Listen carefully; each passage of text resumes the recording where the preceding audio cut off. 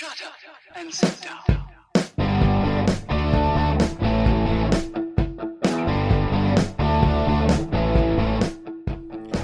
Welcome to Being on Stage, the only podcast that gives you motivation, inspiration, and confidence to be better on stage.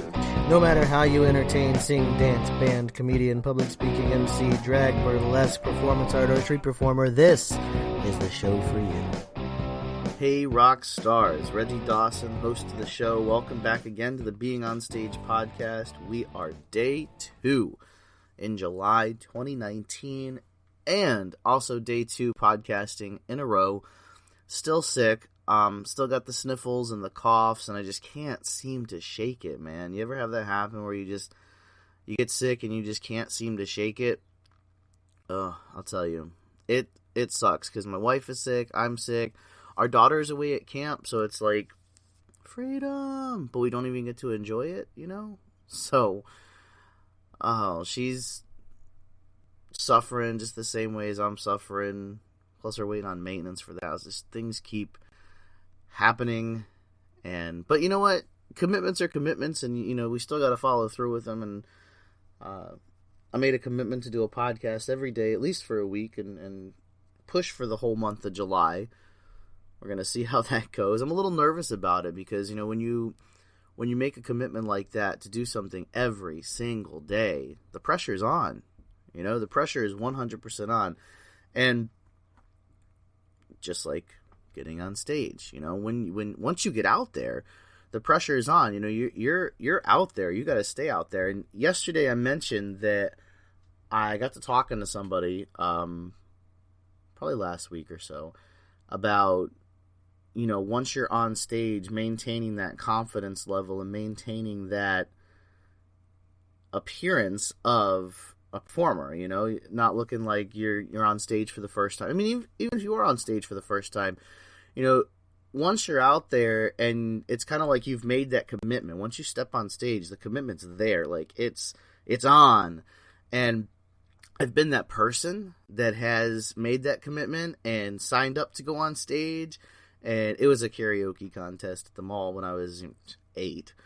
And I got out on stage and absolutely froze. I mean, mouth hanging open, you know, little stutters and just nothing. They even started the song over and still nothing, man. Nothing would come out of my mouth at all. It was so cute, though. At the end, when they were bringing everyone back, I'm like, oh, do I get to go up? And they're like, oh, no, sweetie, you didn't actually sing.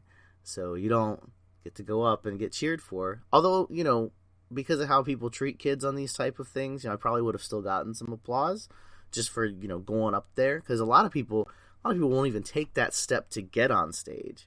That's another thing. If the people that are the ones that are like the naysayers and picking on you and quote unquote hating on your game, that's what we used to call it. But if they're, you know, the haters, I guess you could say, most of the time, the people that are hating on what you're doing on stage are the people that aren't even on stage. It's even worse when it's another performer. I've had that happen too, and maybe I'll talk about that tomorrow. But it really, really, really just annoys the crap out of me that, you know, the people that are going to talk the most crap, the people that are going to make fun of you, the people that are going to point and laugh, are the people that 10 years from now, they're still going to be sitting in the audience. Because they don't have the courage, the kahunas, the balls to get on stage and showcase what they have in front of people, you know? So you got to kind of take those comments with that mentality of, okay, they're not even up here. Like, I'm already 10 steps above them because they're not even up here.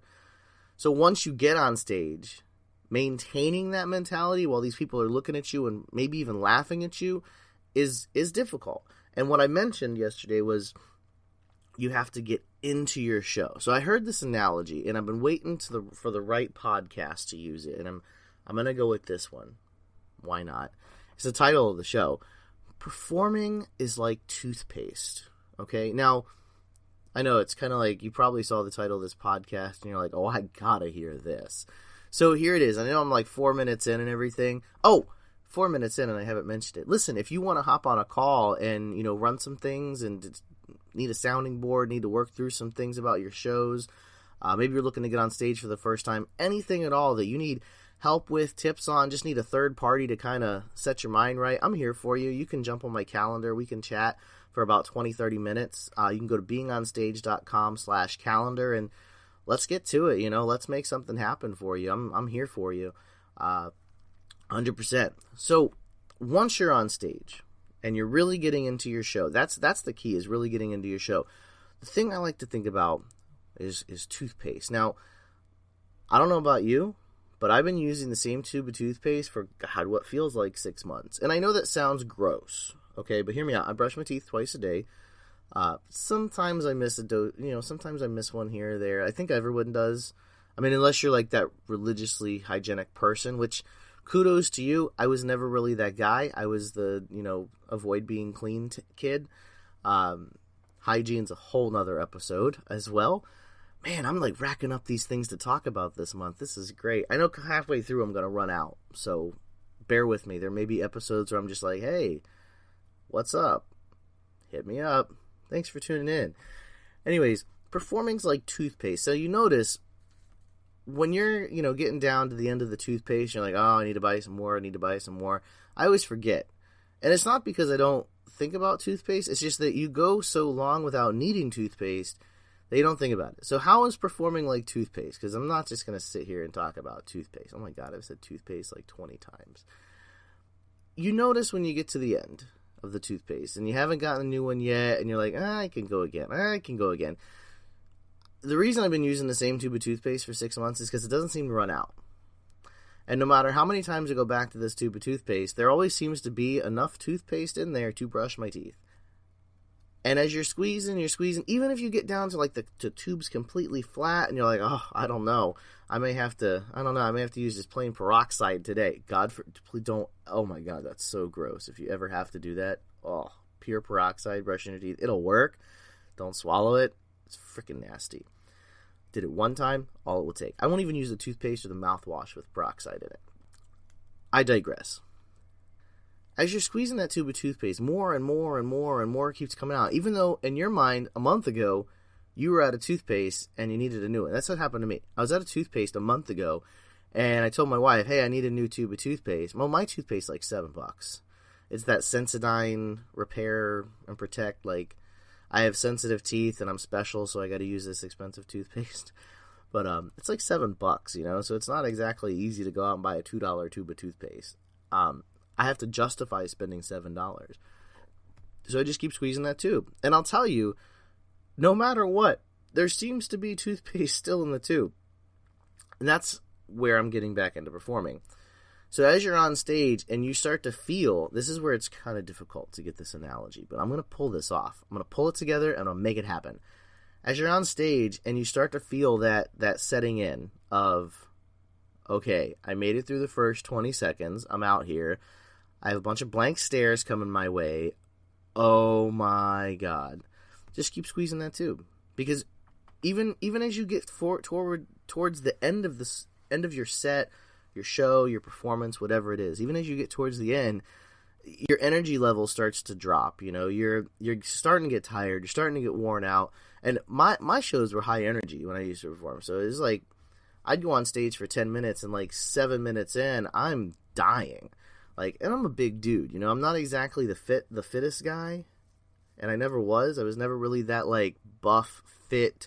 I mean, I went a year where I did CrossFit, where I was, I looked pretty good, but I've never been that guy. But so I always used to get winded about 6-7 minutes in, sometimes 3 or 4 minutes in, depending on what I did. But you just keep squeezing that tube of toothpaste, and no matter what, more keeps coming out. And same thing with your show. You can always tap in to more energy. You can always tap into more emotion. You can always tap in to more while you're on stage. Let that adrenaline come out. Really, truly get 100% into your show. Throw yourself, immerse yourself in it, and squeeze that tube until the last bit of toothpaste comes out. There'll probably still be more left, but just keep going. Once you're out there, the best thing you can do to shut all the people up, to make the audience cheer, and to make yourself feel accomplished is to keep going. Squeeze that tube. Keep squeezing that energy out of it. Keep squeezing that emotion out of it. And by the end of the show, the audience is going to come around. They're going to love you. Why? Not necessarily because you were the most amazing thing they saw, but because you were real and you put something into the show that they didn't see before. Yourself. And you just kept squeezing it out. Squeezing out that toothpaste. That's my big analogy for the day, is how performing is like toothpaste. So, I hope that made a connection. I hope that made sense. I'm really tired. I literally woke up like a half an hour ago. Been on this weird work schedule where I was closing yesterday and got home at like midnight. And so today I have to go in at noon. So that 12-hour turnaround's a little weird. It's not normal for me. So I really hope this made sense and made the connection. If not, feel free to call me out on my crap. Shoot me an email, Reggie@beingonstage.com. I try not to get called out on Facebook too much, but you can call me out there too.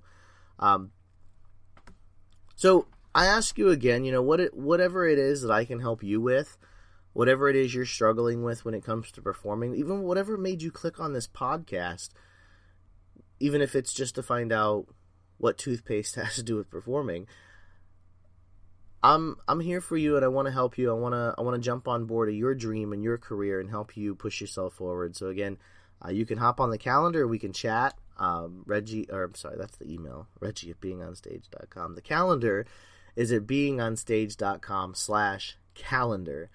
And I can't believe I didn't say this last episode. I have a brand new method program. I haven't really named it yet, but packet giveaway, whatever. It's information for you. I've put together 10 ways that you can get paid for performing, and none of them have anything to do with well, some of them do, but most of them don't have to do with your standard performing. Like, some of it's out of the box thinking of how you can get paid for what you do. I know that's one thing that's important to us, is getting paid. And I'll probably go a little deeper into this tomorrow.